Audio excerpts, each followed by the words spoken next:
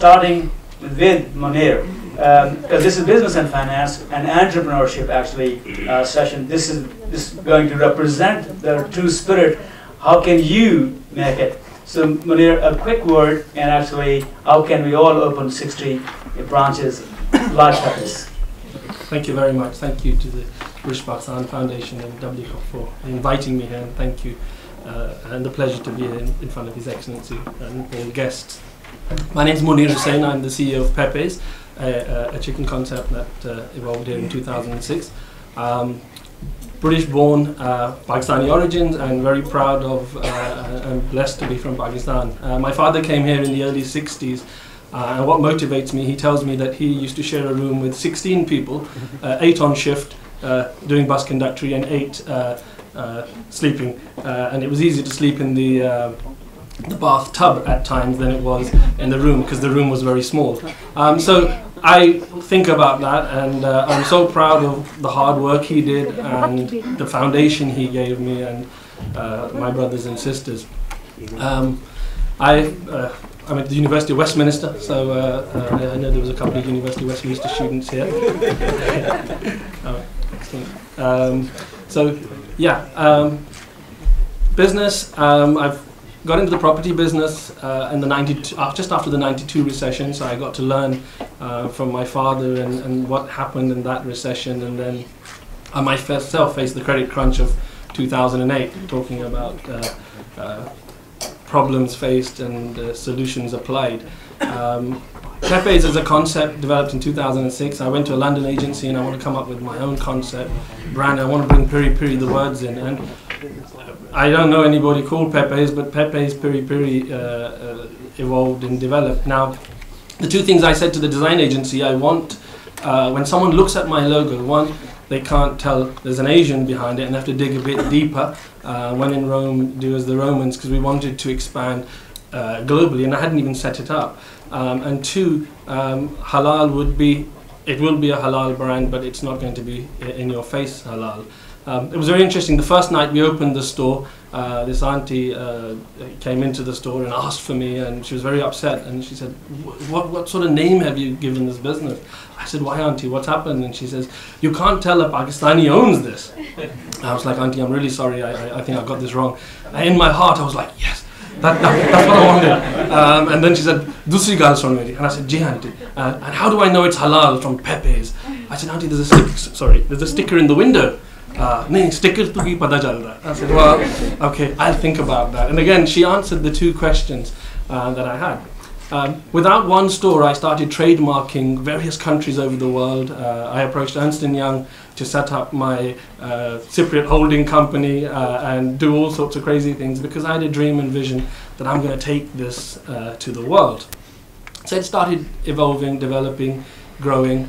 We got to 7 stores, and for me it's about putting the right foundations, the structures and the processes in place. And when we got to 7, we had a lot of people saying to us, can we get involved with this? And I was like, yes, but how am I going to actually deliver? And that's talking to students here, saying, how do we deliver? So I went back and said, right, where's my area manager? How's the mystery shoppers going to work? Where's my environmental health officer? Where's my IT systems? X, Y, Z, and there was a list of things: my boardroom, my management team, my training kitchen, my classrooms, and I wanted to build all these things. So I stopped, and I spent about £2 million in about 2 years investing in all the structure and all the systems, so we do have deep foundations to grow our business. Going forward, we've now developed and evolved to a certain level. For me, if you said what's my greatest asset, I would say I'm blessed with some amazing relationships. I've got some great people around me. My head of franchising has written 3 books on franchising. He's the leading advisor at Lloyd's TSB Bank. We've been working for 8 years together. Fantastic man. My FD's ex-Whitbread, Costa Coffee, were 5 stores. Nigel Maglione was the key advisor there, took Pizza Hut into Europe. So I've tried to surround myself with some really good people, and I've built some amazing relationships with them. I believe in honesty, because I'm not clever enough to lie and then remember 6 months later what I said. So I believe, say exactly what you mean and build on it. I believe in building trust.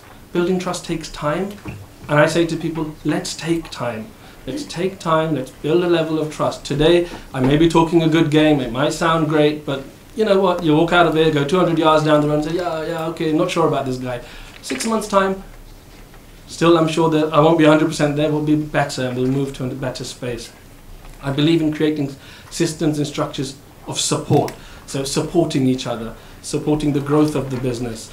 So like in our business, we look at how to do training, how to set up courses and various things. It's a learning curve. We do get things right, we get things wrong. And overall, practical delivery through actions.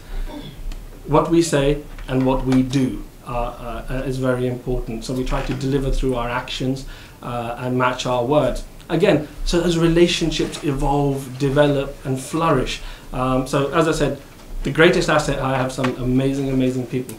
I ventured into the film business and it came of a chance meeting with someone. I met this young man, I thought, you know what, I'm going to have a go at this, I'm going to support him. Sorry, was it the heroine of the movie? No sir. Actually, I didn't even know who the cast was. I didn't have an idea about the script, nothing. So I went into this venture because I love this young man, and it was Pakistan, and I thought, you know what, how can I take Pakistan to, in my way, on a global platform and really show the world how beautiful Pakistan is. So I started in this journey, and we did some exciting things. We put the teaser of our film in the India-Pakistan game on Sky Sports. We sponsored Arijit Singh's concerts across the UK. We did lots of fun stuff. And at our premiere in London, we had 1,100 people, and a lot of English people, a lot of Western people looked at it and goes, you know what, I came here thinking, Munir's invited me and it'll be okay. I sat through the whole 3 hours and we actually enjoyed it. And I wasn't expecting to, he said. I said, okay, is that Pakistan? Are you sure that's Pakistan? This place is beautiful. I goes, yeah, no, that's Pakistan. So Janan gave me an opportunity to showcase Pakistan on a global platform. So thank you for listening to me and giving me the opportunity to talk about Pepe's and my film venture. One tip, if you asked me about the future, when my father went through the recession in '92, because of his background or lack of education, he took certain immediate decisions which worked out to be the wrong decisions, and a lot was damaged straight away. When I hit the credit crunch in 2008, I called certain specialists and advisors around me. So I had a gentleman from Ernst & Young, I had Clive, I had another gentleman, and I said, look, I've got into this problem.